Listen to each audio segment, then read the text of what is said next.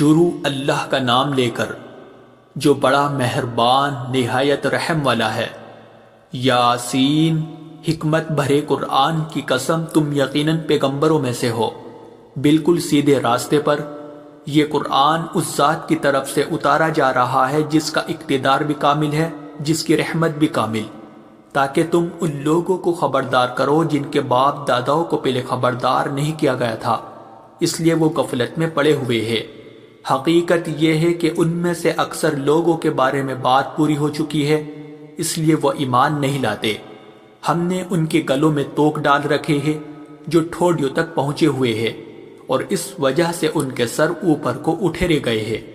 اور ہم نے ایک آڑ ان کے آگے کھڑی کر دی ہے اور ایک آڑ ان کے پیچھے کھڑی کر دی ہے، اور اس طرح انہیں ہر طرف سے ڈھانک لیا ہے، جس کے نتیجے میں انہیں کچھ سجائی نہیں دیتا۔ اور ان کے لیے دونوں باتیں برابر ہے، چاہے تم انہیں خبردار کرو یا خبردار نہ کرو، وہ ایمان نہیں لائے گے۔ تم تو صرف ایسے شخص کو خبردار کر سکتے ہو جو نصیحت پر چلے اور خدا رحمان کو دیکھے بغیر اس سے ڈرے، چنانچہ ایسے شخص کو تم مغفرت اور باعزت اجر کی خوشخبری سنا دو۔ یقیناً ہم ہی مردوں کو زندہ کریں گے، اور جو کچھ عمل انہوں نے آگے بھیجے ہیں ہم ان کو بھی لکھتے جاتے ہیں، اور ان کے کاموں کی جو اثرات ہیں ان کو بھی، اور ہم نے ایک واضح کتاب میں ہر چیز کا احاطہ کر رکھا ہے۔ اور اے پیغمبر، تم ان کے سامنے بستی والوں کی مثال پیش کرو جب ان کے پاس رسول آئے تھے۔ جب ہم نے ان کے پاس شروع میں 2 رسول بھیجے تو انہوں نے دونوں کو جھٹلا دیا، پھر ہم نے ایک تیسرے کے ذریعے ان کی تائید کی، اور ان سب نے کہا کہ یقین جانو ہمیں تمہارے پاس رسول بنا کر بھیجا گیا ہے۔ انہوں نے کہا تمہاری حقیقت اس کے سوا کچھ بھی نہیں ہے کہ تم ہم جیسے ہی آدمی ہو، اور خدا رحمان نے کوئی چیز نازل نہیں کی ہے، اور تم سراسر جھوٹ بول رہے ہو۔ ان رسولوں نے کہا ہمارا پروردگار خوب جانتا ہے کہ ہمیں واقعی تمہارے پاس رسول بنا کر بھیجا گیا ہے، اور ہماری ذمہ داری اس سے زیادہ نہیں ہے کہ صاف صاف پیغام پہنچا دے۔ بستی والوں نے کہا ہم نے تو تمہارے اندر نحوست محسوس کی ہے، یقین جانو اگر تم باز نہ آئے تو ہم تم پر پتھر برسائے گی اور ہمارے ہاتھوں تمہیں بڑی دردناک سزا ملے گی۔ رسولوں نے کہا تمہاری نحوست خود تمہارے ساتھ لگی ہوئی ہے، کیا یہ باتیں اس لیے کر رہے ہو کہ تمہیں نصیحت کی بات پہنچائی گئی ہے؟ اصل بات یہ ہے کہ تم خود حد سے گزرے ہوئے لوگ ہو۔ اور شہر کے پلے علاقے سے ایک شخص دوڑتا ہوا آیا، اس نے کہا اے میری قوم کے لوگوں، ان رسولوں کا کہنا مان لو، ان لوگوں کا کہنا مان لو جو تم سے کوئی اجرت نہیں مانگ رہے اور وہ صحیح راستے پر ہے، اور بھلا میں اس ذات کی عبادت کیوں نہ کروں جس نے مجھے پیدا کیا ہے، اور اسی کی طرف تم سب کو واپس بھیجا جائے گا۔ بھلا کیا اسے چھوڑ کر میں ایسوں کو معبود مانوں کہ اگر خدا رحمان مجھے کوئی نقصان پہنچانے کا ارادہ کر لے تو ان کی سفارش میرے کسی کام نہ آئے، اور نہ وہ مجھے چھڑا سکے۔ اگر میں ایسا کروں گا تو یقیناً میں کھلی گمراہی میں مبتلا ہو جاؤں گا۔ میں تو اپنے پروردگار پر ایمان لا چکا، اب تم بھی میری بات سن لو۔ آخر کار بستی والوں نے اسے قتل کر دیا، اور اللہ کی طرف سے اس سے کہا گیا کہ جنت میں داخل ہو جاؤ۔ اس نے جنت کی نعمتیں دیکھ کر کہا کہ کاش میری قوم کو معلوم ہو جائے کہ اللہ نے کس طرح میری بخشش کی ہے اور مجھے باعزت لوگوں میں شامل کیا ہے۔ اور اس شخص کے بعد ہم نے اس کی قوم پر آسمان سے کوئی لشکر نہیں اتارا، اور نہ ہمیں اتارنے کی ضرورت تھی، وہ تو بس ایک ہی چنگھاڑ تھی جس سے وہ ایک دم بجھ کر رہ گئے۔ افسوس ہے ایسے بندوں کے حال پر، ان کے پاس کوئی رسول ایسا نہیں آیا جس کا وہ مذاق نہ اڑاتے رہے ہو۔ کیا انہوں نے نہیں دیکھا کہ ان سے پہلے ہم نے کتنی قوموں کو اس طرح ہلاک کر چکے ہیں کہ وہ ان کے پاس لوٹ کر نہیں آتے؟ اور یہ جتنے لوگ ہیں ان سبھی کو اکٹھا کر کے ہمارے سامنے حاضر کیا جائے گا، اور ان کے لیے ایک نشانی وہ زمین ہے جو مردہ پڑی ہوئی تھی، ہم نے اسے زندگی عطا کی، اور اس نے غلہ نکالا جس کی خوراک یہ کھاتے ہیں، اور ہم نے اس زمین میں کھجوروں اور انگوروں کے باغ پیدا کیے، اور ایسا انتظام کیا کہ اس میں سے پانی کے چشمے پھوٹ نکلے تاکہ یہ اس کی پیداوار میں سے کھائے، حالانکہ اس کو ان کے ہاتھوں نے نہیں بنایا تھا۔ کیا پھر بھی یہ شکر نہیں کریں گے؟ پاک ہے وہ ذات جس نے ہر چیز کے جوڑے جوڑے پیدا کیے ہیں، اس پیداوار کے بھی جو زمین اگاتی ہے اور خود ان انسانوں کے بھی اور ان چیزوں کی بھی جنہیں یہ لوگ ابھی جانتے تک نہیں ہیں، اور ان کے لیے ایک اور نشانی رات ہے، ہم اس پر سے دن کا چھلکا اتار لیتے ہیں تو وہ یکایک اندھیرے میں رہ جاتے ہیں اور سورج اپنے ٹھکانے کی طرف چلا جا رہا ہے۔ یہ سب اس ذات کا مقرر کیا ہوا نظام ہے جس کا اقتدار بھی کامل ہے، جس کا علم بھی کامل، اور چاند ہے کہ ہم نے اس کی منزل تاب تول کر مقرر کر دی ہے، یہاں تک کہ وہ جب ان منزلوں کے دورے سے لوٹ کر آتا ہے تو کھجور کی پرانی ٹہنی کی طرح پتلا ہو کر رہ جاتا ہے۔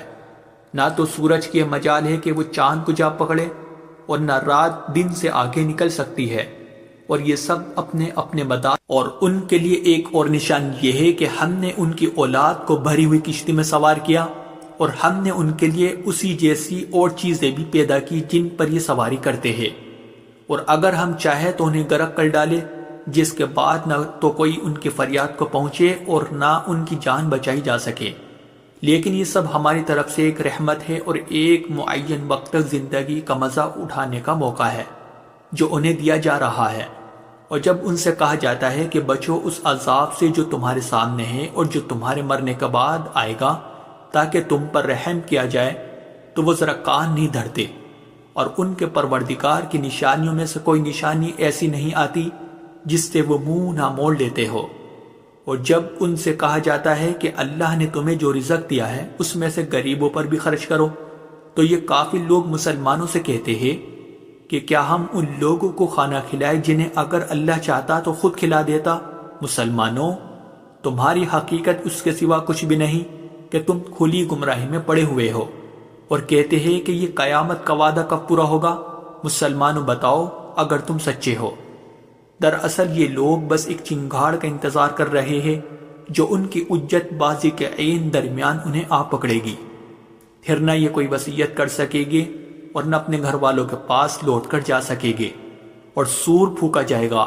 تو یکایک اپنی قبروں سے نکل کر اپنے پروردگار کی طرف تیزی سے روانہ ہو جائے گے، کہے گے کہ ہائے ہماری کم بختی، ہم نے کس نے ہمارے مرکز سے اٹھا کھڑا کیا ہے؟ جواب ملے گا کہ یہ وہی چیز ہے جس کا خدا رحمان نے وعدہ کیا تھا اور پیغمبروں نے سچی بات کہی تھی، اور کچھ نہیں، بس ایک زور کی آواز ہوگی جس کے بعد یہ سب کے سب ہمارے سامنے حاضر کر دیے جائیں گے۔ چنانچہ اس دن کسی شخص پر کوئی ظلم نہیں ہوگا اور تمہیں کسی اور چیز کا نہیں،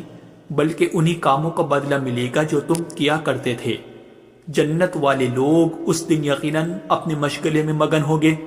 اور وہ ان کی بیویاں گھنے سایوں میں آرام دانشتوں پر ٹیک لگائے ہوئے ہوگے۔ وہاں ان کے لیے میوے ہوگے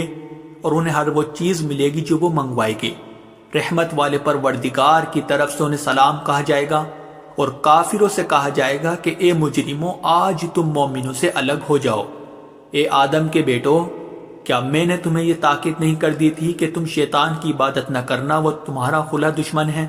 اور یہ کہ تم میری عبادت کرنا، یہی سیدھا راستہ ہے۔ اور حقیقت یہ ہے کہ شیطان نے تم میں سے ایک بڑی خلقت کو گمراہ کر ڈالا، تو کیا تم سمجھتے نہیں تھے؟ یہ ہے وہ جہنم جس سے تمہیں ڈرایا جاتا تھا، آج اس میں داخل ہو جاؤ کیونکہ تم کفر کیا کرتے تھے۔ آج کے دن ہم ان کے منہ پر مہر لگا دیں گے، اور ان کے ہاتھ ہم سے بات کریں گے، اور ان کے پاؤں گواہی دیں گے کہ وہ کیا کمائی کیا کرتے تھے۔ اور اگر ہم چاہیں تو یہی دنیا میں ان کی آنکھیں مل یا میٹ کر دیں، پھر یہ راستے کی تلاش میں بھاگے پھرے، لیکن انہیں کہاں کچھ سجا۔ اور اگر ہم چاہیں تو ان کی اپنی جگہ پر بیٹھے بیٹھے ان کی صورتیں اس طرح مسخ کر دے کہ یہ نہ آگے بڑھ سکے اور نہ پیچھے لوٹ سکے۔ اور ہم جس شخص کو لمبی عمر دیتے ہیں اسے تخلیقی اعتبار سے الٹ ہی دیتے ہیں، کیا پھر بھی انہیں عقل نہیں آتی؟ اور ہم نے اپنے ان پیغمبروں کو نہ شاعری سکھائی ہے اور نہ وہ ان کے شایان شان ہیں، یہ تو بس ایک نصیحت کی بات ہے، اور ایسا قرآن جو حقیقت کو کھول کھول کر بیان کرتا ہے تاکہ ہر اس شخص کو خبردار کرے جو زندہ ہو، اور تاکہ کفر کرنے والوں پر حجت پوری ہو جائے۔ اور کیا انہوں نے یہ نہیں دیکھا کہ ہم نے اپنے ہاتھوں کی بنائی ہوئی چیزوں میں سے ان کے لیے موشی پیدا کیے، اور یہ ان کے مالک بنے ہوئے ہیں، اور ہم نے ان موشیوں کو ان کے قابو میں دے دیا ہے، چنانچہ ان میں سے کچھ وہ ہے جو ان کی سواری بنے ہوئے ہیں، اور کچھ وہ ہے جنہیں یہ کھاتے ہیں۔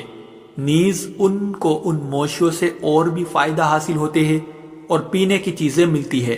کیا پھر بھی یہ شکر نہیں بجا لائے گے؟ اور انہوں نے اللہ کو چھوڑ کر اس امید پر دوسرے خدا بنا رکھے ہیں کہ انہیں ان سے مدد ملے، حالانکہ ان میں یہ طاقت ہی نہیں ہے کہ ان کی مدد کر سکے،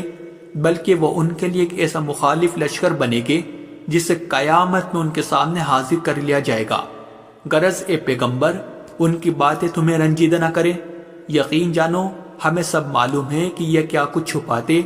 اور کیا کچھ ظاہر کرتے ہیں۔ اور کیا انسان نے یہ نہیں دیکھا کہ ہم نے اسے نطفے سے پیدا کیا تھا، پھر اچانک وہ کھلم کھلا جھگڑا کرنے والا بن گیا۔ ہمارے بارے میں تو وہ باتیں بناتا ہے اور خود اپنی پیدائش کو بھلا بیٹا ہے، کہتا ہے کہ ان ہڈیوں کو کون زندگی دے گا جب کہ وہ گل چکی ہوگی۔ کہہ دو کہ ان کو وہی زندگی دے گا جس نے انہیں پہلی بار پیدا کیا تھا، اور وہ پیدا کرنے کا ہر کام جانتا ہے۔ وہی ہے جس نے تمہارے لیے سرسبز درخت سے آگ پیدا کر دی ہے، پھر تم ذرا سی دیر میں اس سے سلگانے کا کام لیتے ہو۔ بھلا جس ذات نے آسمانوں اور زمین کو پیدا کیا ہے، کیا وہ اس بات پر قادر نہیں ہے کہ ان جیسوں کو دوبارہ پیدا کر سکے؟ کیوں نہیں، جبکہ وہ سب کچھ پیدا کرنے کی پوری مہرت رکھتا ہے۔ اس کا معاملہ تو یہ ہے کہ جب وہ کسی چیز کا ارادہ کر لے تو صرف اتنا کہتا ہے کہ ہو جا، بس وہ ہو جاتی ہے۔ غرض پاک ہے وہ ذات جس کے ہاتھ میں ہر چیز کی حکومت ہے، اور اسی کی طرف تم سب کو آخر کار لے جایا جائے۔